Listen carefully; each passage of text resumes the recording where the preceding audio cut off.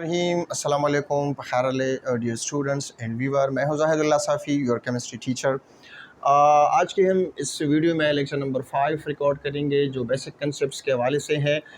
पिछले वीडियो में हमने बहुत सारे बेसिक कंसेप्ट्स पढ़े थे। आज हम बहुत ही अहम टॉपिक पढ़ेंगे, बेसिक कंसेप्ट्स हैं और वो है आइसोटोप्स। आइसोटोप याद रखिएगा, ये एनएमडीकेट और एग्ज़ाम पॉइंट ऑफ व्यू से बहुत अहम टॉपिक है। सो ये आपको इसकी बेसिक्स का पता होना चाहिए। तो आइसोटोप क्या चीज़ है बेटा?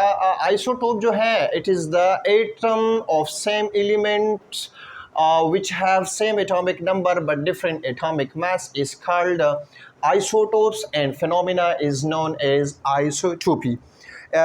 बेटा आइसोटोप जो है ये एक एलिमेंट के डिफरेंट एटम्स होते हैं जिसका एटॉमिक नंबर सेम हो लेकिन मास नंबर डिफरेंट होता हो, तो उस एटम को आइसोटोप्स कहते हैं। या हम उसको ये भी कह सकते हैं कि एक ऐसे एटम एलिमेंट के ऐसे एटम जिसके नंबर ऑफ न्यूट्रॉन डिफरेंट हो, उस डिफरेंट एटम को एलिमेंट के आइसोटोप्स कहलाते हैं।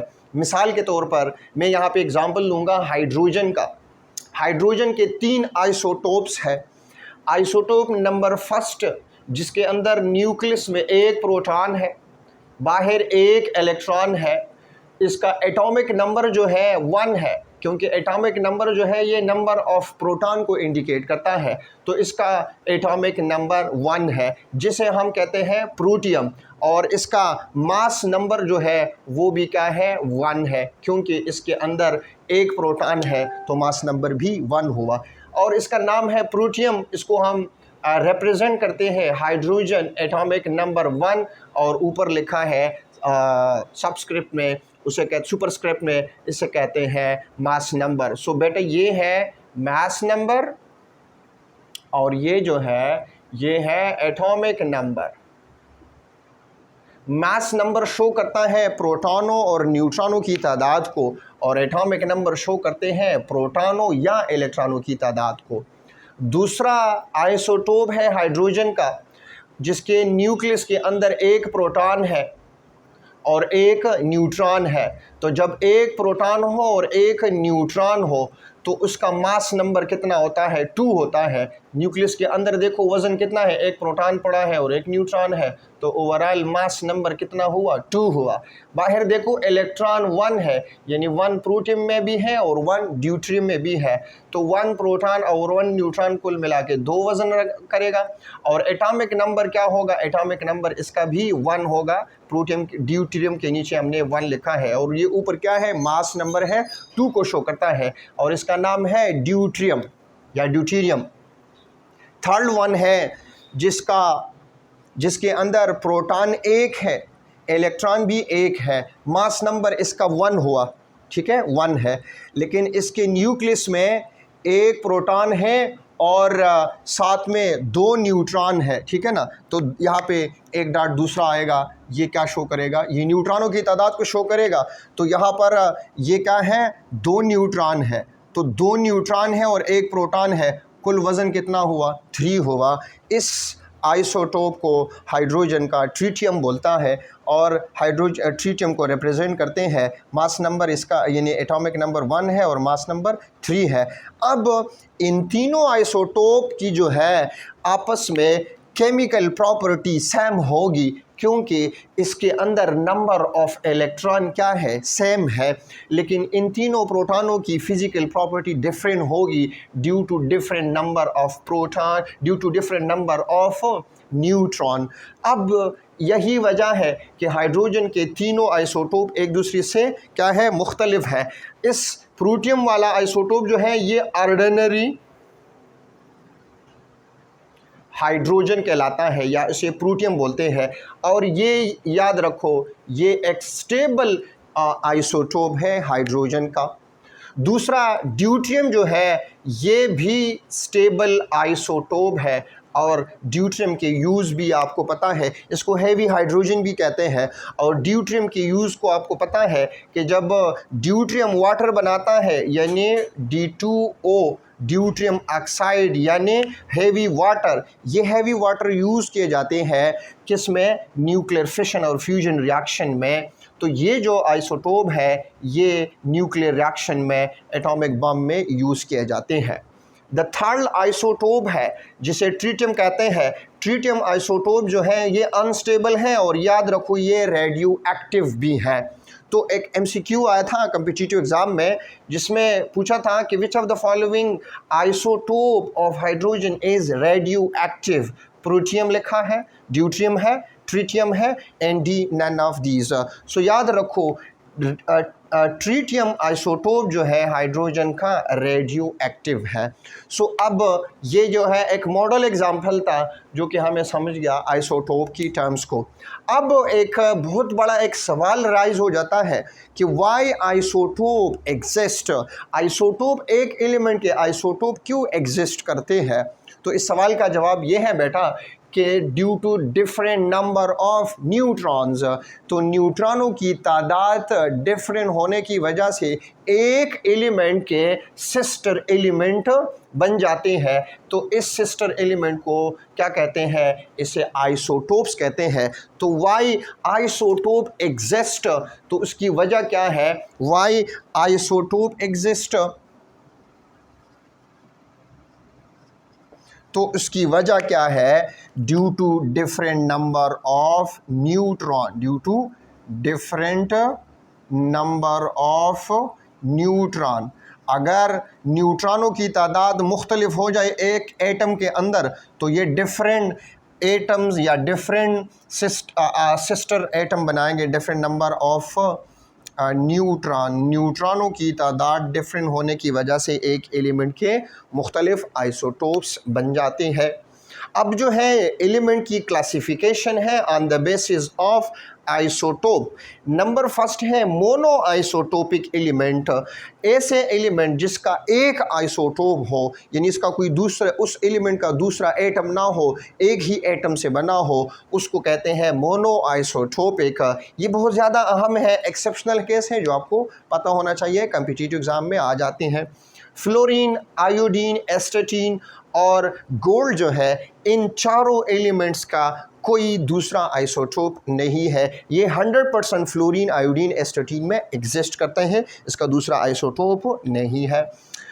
ऐसे एलिमेंट जिसके दो आइसोटोप हो उसे डाई आइसोटोपिक एलिमेंट कहते हैं, उसमें क्लोरीन और ब्रोमीन आता है।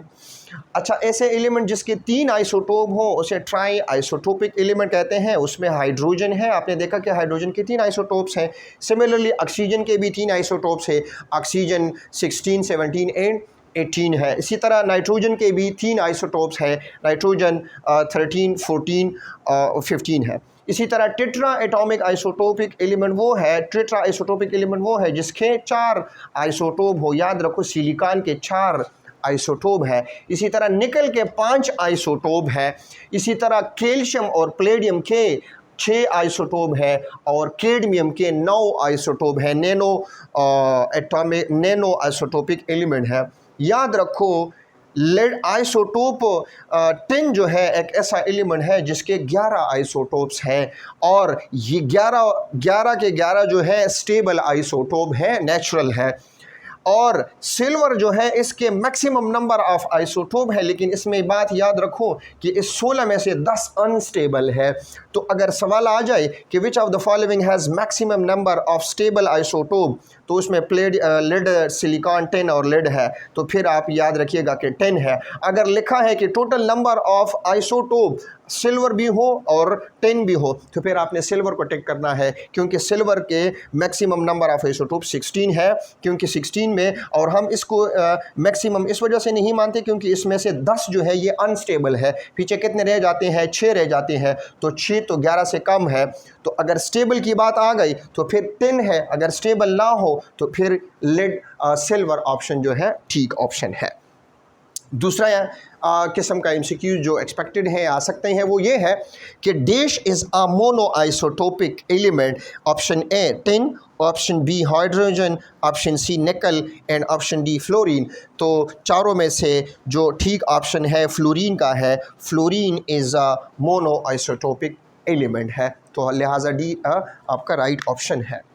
अच्छा देखिएगा प्रॉपर्टीज़ ऑफ आइसोटोप्स। आइसोटोप्स की प्रॉपर्टीज़ जो है ये क्या है? तो आइसोटोप की कुछ प्रॉपर्टी ऐसे हैं जो कि सिमिलरिटी रखते हैं, सिमिलर है, जो कुछ प्रॉपर्टी ऐसे हैं जो कि डिसिमिलर है। तो सिमिलर प्रॉपर्टी में it has same atomic number. आपने देखा कि हाइड्रोजन में एटॉमिक नंबर क्या है, तीनों में हाइड्रोजन में एटॉमिक नंबर सेम है, यानी प्रोटॉनों की तादाद क्या है, सेम है।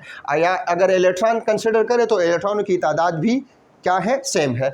तो यूजुअली हम बेसिक आइडेंटिटी की बात करें तो हम फिर प्रोटॉन की बात करते हैं, तो इन तीनों में प्रोटॉनों की तादाद सेम है। तो जब प्रोटॉनों की तादाद सेम, एटॉमिक नंबर भी सेम होगा। दूसरा क्या है, it has same number of protons. आपने देखा कि प्रोटॉनों की तादाद क्या है, सेम है। नंबर थर्ड है इलेक्ट्रॉनिक कन्फिगरेशन। इलेक्ट्रॉनिक कन्फिगरेशन से मुराद है number of electron and their arrangement. तो नंबर ऑफ इलेक्ट्रॉन भी सेम है और उसका अरेंजमेंट भी सेम है। अगर मैं आपको कहूँ कि ये मेरे पास ऑर्डिनरी हाइड्रोजन है और उसका इलेक्ट्रॉन क्या है, उसके अंदर इलेक्ट्रॉन 1 है, तो ये 1s1 होगा। अगर मैं ड्यूटेरियम की बात करूँ, ड्यूटेरियम के अंदर भी एक इलेक्ट्रॉन है तो वो भी 1s1 होगा। अगर मैं ट्रीटियम की बात करूँ, यानी ट्रीटियम, हाँ, या अगर मैं इसको लिखूँ हाइड्रोजन का एटॉमिक नंबर क्या है, इसमें भी 1 है, तो इसका भी इलेक्ट्रॉनिक अरेंजमेंट क्या होगा, 1s1 होगा। तो इलेक्ट्रॉनिक कन्फिगरेशन में या नंबर ऑफ इलेक्ट्रॉन में कोई फ़र्क नहीं है, सेम नंबर ऑफ इलेक्ट्रॉन है, सेम अरेंजमेंट है। नंबर फोर्थ सिमिलर प्रॉपर्टी है, it has same position in the periodic table. Periodic table में आइसोटोप्स का भी क्या होता है, सेम पोजीशन होता है। और यही वजह है कि आइसोटोप का लफ्ज़ भी निकला है, आइसो का मतलब है सेम और टॉप्स का मतलब है प्लेस, यानी ऐसे एलिमेंट के ऐसे एटम जिसका पीरियाडिक टेबल में सेम पोजीशन हो उसे आइसोटोप्स कहलाते हैं। तो it has the same position in periodic table. Number fifth है, it has same chemical properties. इसकी केमिकल प्रॉपर्टी भी सेम है। क्यों सेम है, तो आपने देखा कि नंबर ऑफ इलेक्ट्रॉन क्या है, सेम है। जब इलेक्ट्रॉनों की तादाद सेम है तो केमिकल रिएक्शन भी सिमिलर फैशन में होगा। लिहाजा थोड़ा बहुत फ़र्क होगा रेट ऑफ रिएक्शन में, लेकिन मूड ऑफ रिएक्शन जो है या काइंड्स ऑफ रिएक्शन जो है ये होगा सिमिलर होगा, क्योंकि इलेक्ट्रॉन जो है रिस्पॉन्सिबल है केमिकल प्रॉपर्टीज़ के लिए। अच्छा, जो डेसिमलर प्रॉपर्टीज़ है, यानी it has different mass number. Mass number क्यों मुख्तलिफ है, क्योंकि नंबर ऑफ न्यूट्रॉन चेंज है। यहाँ पे कोई न्यूट्रॉन नहीं है, यहाँ एक न्यूट्रॉन है, यहाँ 2 न्यूट्रॉन है, तो it has different number of neutrons.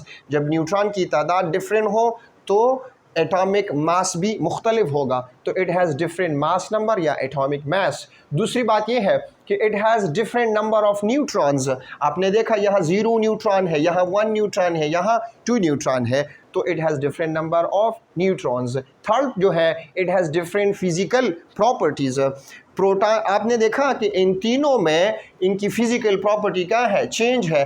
अब देखिएगा, ये ऑर्डिनरी स्टेबल आइसोटोप है हाइड्रोजन का। ये वाला आइसोटोप जो है ये भी स्टेबल है, लेकिन ये हैवी है, ठीक है। और ये वाला ट्रीटियम जो है ये भी ऑर्डिनरी, ये क्या है, इसमें ये रेडियो एक्टिव है, अनस्टेबल है। तो इन तीनों की फ़िज़िकल प्रॉपर्टी मुख्तलिफ होंगी, यानी अगर इसका मेल्टिंग पॉइंट एक जैसा हो तो इसका मेल्टिंग पॉइंट इससे मुख्तलिफ होगा और इसका मेल्टिंग पॉइंट भी मुख्तलिफ होगा। इस सिमिलरली डेंसिटी भी मुख्तलिफ होगा क्योंकि मास चेंज हुआ। इसी तरह सॉल्युबिलिटी भी मुख्तलिफ होंगी और इसी तरह थर्मल स्टेबिलिटी या और जो फिज़िकल प्रॉपर्टी है वो भी मुख्तलिफ होंगी एक दूसरे से, क्योंकि प्रोटॉन और न्यूट्रॉन जब चेंज होंगी, न्यूट्रॉन जब चेंज होगा तो न्यूट्रॉनों से न्यूक्लियस के अंदर पार्टिकल चेंज होंगे। जब न्यूक्लियस के पार्टिकल चेंज होंगे तो इसकी स्टेबिलिटी पर भी असर पड़ेगा। तो लिहाजा it has different physical property. Fourth property ये है कि it has different half life. Her isotope की डिफरेंट हाफ लाइफ होता है, तो it has different half life. तो इन तीनों में से अगर आप देखें, रेडियो एक्टिव आइसोटोप ट्रीटियम है, इसका हाफ लाइफ जो है एक जैसा होगा। अगर ये आइसोटोप एक भी रेडियो एक्टिव होता तो इसका दूसरा होता, लेकिन ये क्या है, ये कोई रेडियो एक्टिव नहीं है, लिहाजा डिफरेंट हाफ लाइफ है। फिफ्थ प्रॉपर्टी है स्टेबिलिटीज़। अभी मैंने आपको कहा कि इन तीनों में से ये 2 स्टेबल है और ये थर्ड वन जो है ये अनस्टेबल है, रेडियो एक्टिव है। तो हर आइसोटोप के जो है डिफरेंट स्टेबिलिटी होती है। नंबर 6 है नेचुरल एबंडेंस। नेचुरल एबंडेंस से मुराद है कि ये तीनों आइसोटोप में कौन सा आइसोटोप जो है कितने मकदार में है नेचुरली, इसे कहते हैं नेचुरल एबंडेंस। तो out of these 3 isotope the maximum natural abundance of hydrogen isotope has protium. तो protium has maximum natural abundance. और याद रखो नेचुरल एबंडेंस जो है, natural abundance it is directly proportional to stability. अगर स्टेबिलिटी ज़्यादा हो तो नेचुरल एबंडेंस भी ज़्यादा होगा, अगर स्टेबिलिटी कम हो नेचुरल अबंडेंस भी कम होगा। यानी परसेंटेज अबंडेंस या natural abundance indicate the stability. तो लिहाजा यानी अगर कोई स्टेबल हो तो उसका परसेंटेज अबंडेंस भी ज़्यादा होगा। तो it has different natural abundance and stability. अब आती हैं अखरनेस ऑफ आइसोटोप्स। आइसोटोप नेचर में कितने हैं और उसकी स्टेबिलिटी या रेडियो एक्टिविटी का नेचर क्या है। तो it is divided on the basis of occurrence and nature of isotopes. It is divided into 2 category. One is called stable isotope. Stable isotope जो है इसका एटॉमिक नंबर अबव 280 है और ये वाले आइसोटोप स्टेबल है और ये नेचुरल है। 300 यानी 300 जो रेडियो एक्टिव आइसोटोप्स है which is produced by artificial radio activity, it is unstable क्योंकि इसका प्रोटॉन और न्यूट्रॉन रेशो जो है ये ग्रेटर देन 1 है। तो ये इस वजह से ये अनस्टेबल है। याद रखो, remember that the stability of isotope it depends upon the number of proton and number of neutron and proton है। अगर न्यूट्रॉन और प्रोटॉनों की रेशो 1 होगी तो ये स्टेबल होगा। अगर न्यूट्रॉन और प्रोटॉन जो है ये क्या हो, ग्रेटर देन 1 हो, तो ये कंसिडर होगा कि ये स्टेबल नहीं है। तो लिहाजा स्टेबिलिटी जो है ये इन्हिसार रखता है किस चीज़ के ऊपर, प्रोटॉनों और न्यूट्रॉनों की तादाद के ऊपर। यानी अगर मैं ये न्यूक्लियस कंसिडर कर लूँ तो न्यूक्लियस के अंदर तो प्रोटॉन भी मौजूद है और न्यूट्रॉन भी मौजूद है। और जब सिमिलर काइंड ऑफ चार्जेस एक छोटे से एरिया पे आ गई तो ये यहाँ पर रिपल्जन भी तो होगा, लेकिन रिपल्जन के साथ साथ यहाँ पर बाइंडिंग फोर्स है जो प्रोटॉन के दरमियान में है, प्रोटॉन न्यूट्रॉन के दरमियान में है और न्यूट्रॉन के दरमियान में है।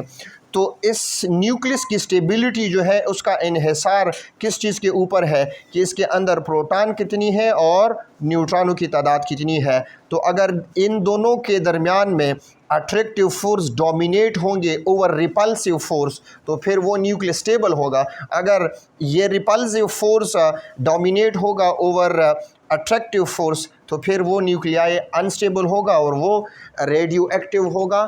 रेडियो एक्टिविटी की वजह से फिर वो स्टेबल न्यूक्लियाई में कन्वर्ट होगा। अच्छा, फिर स्टेबल आइसोटोप में 280 नेचुरल स्टेबल आइसोटोप में 40 आइसोटोप ऐसे हैं जो रेडियो एक्टिव है, जिसमें से रेज़ निकलती है और रेज़ मुख्तलिफ़ किस्म की है, अल्फ़ा बीटा गैमा रेडिएशंस होती है। अच्छा, उस 280 में से 240 आइसोटोप ऐसे हैं जिसमें 80 नॉन रेडियो एक्टिव आइसोटोप है, ठीक है ना। अच्छा, फिर जो है नॉन रेडियो एक्टिव आइसोटोप में से फिर 86 आइसोटोप ऐसे हैं जिसका एटॉमिक नंबर ऑड है और एटॉमिक मास भी ऑड है। और उस 249 रेडियो एक्टिव आइसोटोप में से 154 ऐसे हैं जिसका इवन एटॉमिक नंबर है और इवन एटॉमिक मास है। तो अक्सर MCQs में पूछा जाता है कि which of the following is most abundant, which of the following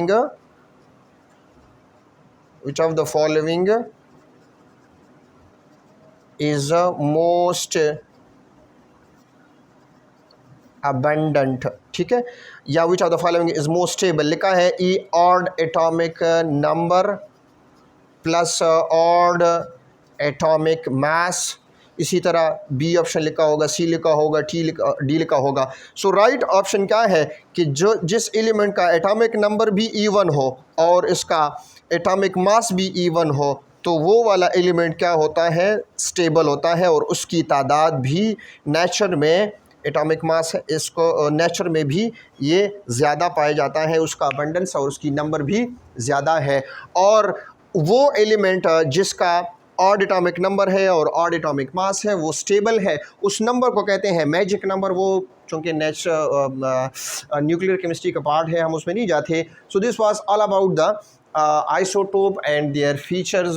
इंशाल्लाह नेक्स्ट वीडियो में हम आइसोटोन्स, आइसोबार और आइसो इलेक्ट्रॉनिक स्पीशीज़ की बात करेंगे। तब तक अपनी दुआ में याद रखिएगा। अल्लाह हाफिज़।